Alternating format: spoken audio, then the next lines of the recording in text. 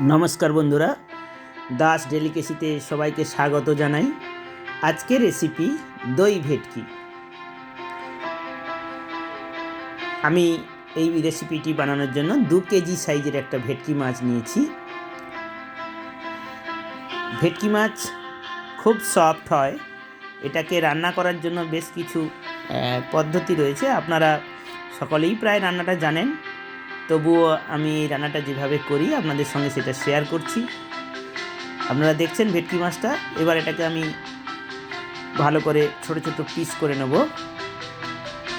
আমি এই ভেটকি মাছগুলোর মধ্যে 5 পিস ভেটকি মাছকে আমি নুন হলুদ মাখিয়ে ম্যারিনেট করে নিয়েছি। দেখতেই পাচ্ছেন সবগুলো পিসে আমি খুব সুন্দর করে হলুদ এবং নুন মাখিয়ে নিয়েছি।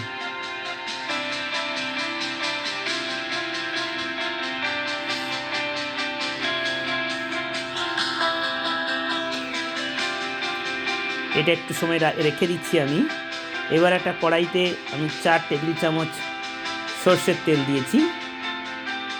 তেলটাকে খুব ভালো করে একটু গরম করে নিতে হবে।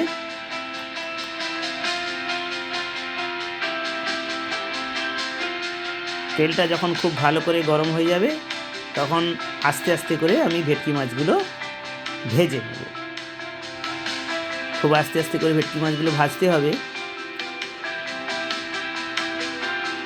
নইলে ভেঙে যাওয়ার সম্ভাবনা থাকে।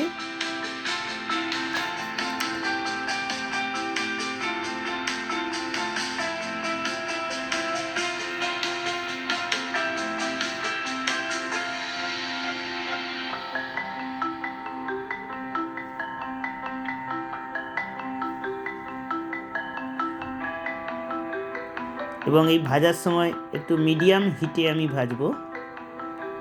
ফ্লেমটাকে হাইতে কোনো মতেই রাখা যাবে না, তাহলে চট করে কিন্তু একদিকটা লেগে যেতে পারে। আপনারা দেখছেন আমি খুব হালকা করে ভেজে নিয়েছি এবং মাছগুলো যথারীতি ভাঙেনি।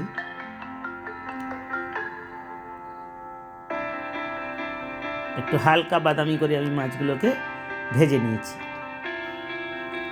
এবার ওই তেলটাতেই আমি 1 চামচ গোটা জিরে মিশিয়ে দিলাম এবং 2টো শুকনো লঙ্কা ওর মধ্যে দিয়ে দিলাম,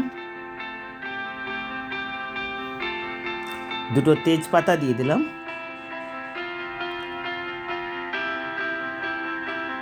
এবার ওর মধ্যে আমি 4টে এলাচ, 1 টুকরো দারচিনি এবং 4টে লবঙ্গ দিয়ে দিলাম। এইবার এটাকে খুব ভালো করে আমি ভেজে নেব। একদম ফ্লেমটাকে আমি এই সময় সিমে রেখেছি।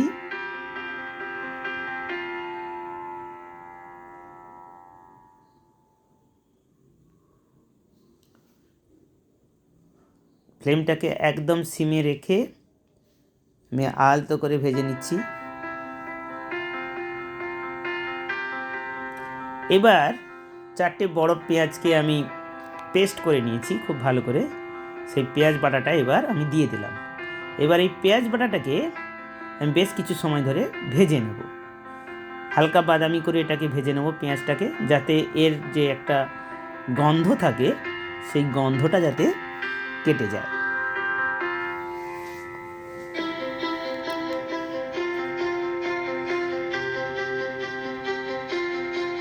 এই সময় একটুও জল দেওয়া যাবে না। পেঁয়াজটা ভালো করে ভাজা হয়ে গেলে এবার ওর মধ্যে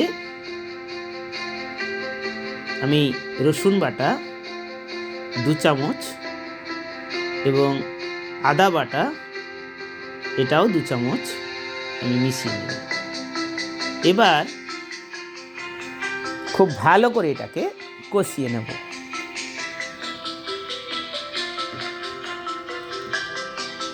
দুই থেকে 3 মিনিট এইটা কষিয়ে নেব আমি,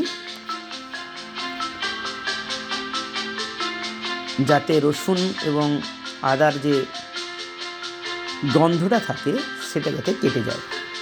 এবার ওর মধ্যে একটা বড় টমেটোকে আমি কুচিয়ে নিয়েছিলাম সেই টমেটোটা মিশিয়ে নিলাম। টমেটোটা গলে যাওয়া পর্যন্ত আমি কষিয়ে নেব এবং তার সঙ্গে সঙ্গে 1 চামচ আমি বাটার ইউজ করে দিলাম। এই বাটারটা দিলে টেস্টটা খুব সুন্দর হয়।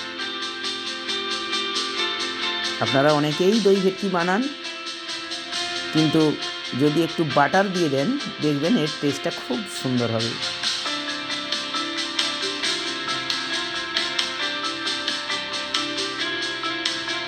এই বাটারটা দিয়ে আমি আরও কিছু সময় মশলাটাকে কষাবো।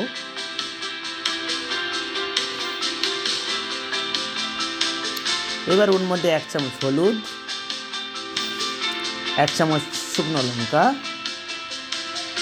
দিয়ে এটাকে আবারও আমি একটু সময় কষাবো। এই শুকনো লঙ্কার বাটা আপনারা ইউজ করতে পারেন, তাহলে আরও ভালো স্বাদ হবে। আমি এক্ষেত্রে শুকনো লঙ্কার গুঁড়ো দিয়েছি। এবার 1 চামচ জিরে বাটা আমি ওর মধ্যে দিয়ে দিলাম। আপনাদের জিরে বাটা না থাকলে আপনারা জিরে গুঁড়ো দিতে পারেন এবং সেক্ষেত্রে 1 চামচ জিরে গুঁড়োই দেবেন।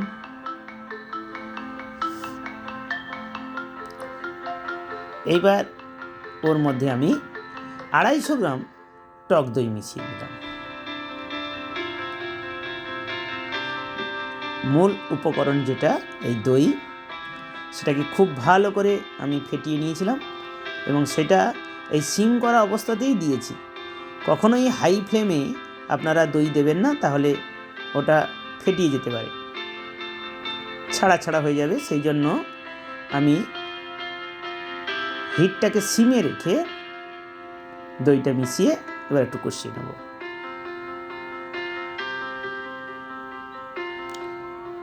এবার অল্প একটু জল ওর মধ্যে আমি দিয়ে দেবো, কারণ দেখতে পাচ্ছেন আপনারা মশলাটা একটু শুকনো হয়ে আসছে, সেই জন্য একটু জল মিশিয়ে নিলাম।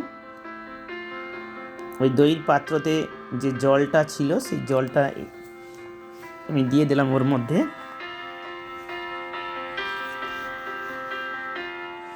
এবার পরিমাণ মতো নুন আমি ওর মধ্যে দিয়ে দিচ্ছি।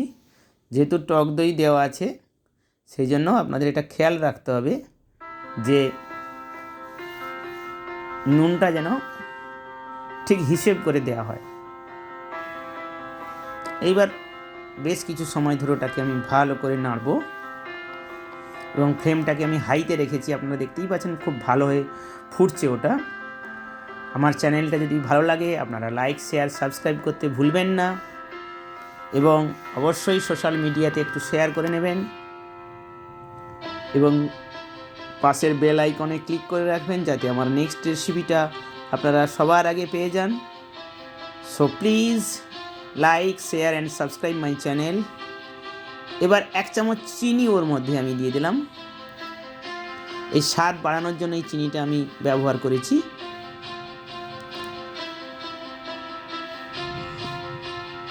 যেহেতু রান্নাটা টক দইতে হচ্ছে তাই চিনিটা দিতেই হবে।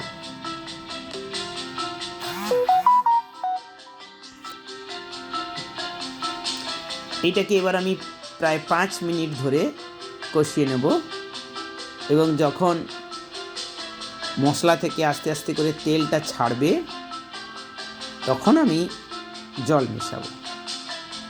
তার আগে পর্যন্ত আমি এটাকে কষাতে থাকবো। ঢাকা দেওয়ার কোনো দরকার নেই, নাড়তে নাড়তেই মশলাটা রেডি হয়ে যাবে। এইবার আমি জলটা দিয়ে দেবো। যে পাত্রে টক দই ছিল ওই পাত্রেই আমি উষ্ণ জল নিয়ে নিয়েছিলাম এবং সেই জলটা আমি সঙ্গে সঙ্গে দিয়ে দিলাম। খুব বেশি ঝোল থাকবে না, রান্নাটা একটু মাখো মাখো হবে, সেই জন্য জলটা আপনারা ভেবে চিন্তেই দেবেন। তবে বাড়ির সদস্য অনুযায়ী আপনারা জলের মাপটা করবেন। তবে যেটা বললাম সেটা হচ্ছে খুব বেশি ঝোল কিন্তু আপনারা রাখবেন না।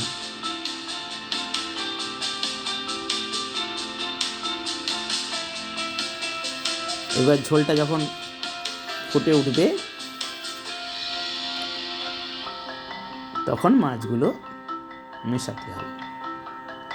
জল যদি আর একটু লাগে আপনারা সেটা নিজেদের হিসেব করেই দিয়ে দেবেন। এইবার ভাজা মাছগুলো আস্তে আস্তে করে ওর মধ্যে দিয়ে দেবো।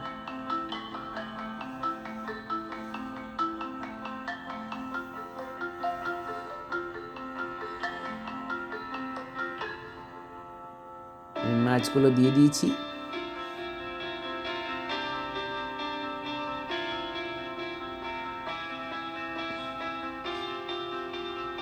এবার আমি 2 থেকে 3 মিনিট একটু ফুটিয়ে নেব, ঢাকা দিয়ে আমি ফুটিয়ে নেব।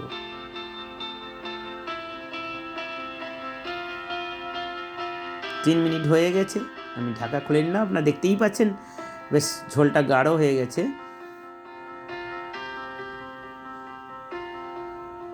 এবং রান্নাটা প্রায় শেষের দিকে চলে এসছে।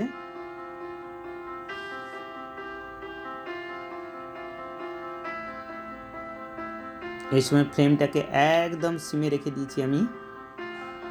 একদম রান্নাটা হয়ে এসছে। এবার পাত্রে একটা ঢেলে নেবো আমি। এই সময় আপনারা 1 চামচ ঘি দিতে পারেন। আমি 2টো কাঁচা লঙ্কা দিয়ে দেবো। আমি এটা প্লেটে ঢেলে নিয়েছি। এবার গরম গরম সার্ভ করে দেবো। আশা করি আপনাদের সবার ভালো লেগেছে। সবাইকে অসংখ্য ধন্যবাদ আমার এই রেসিপিটি দেখার জন্য।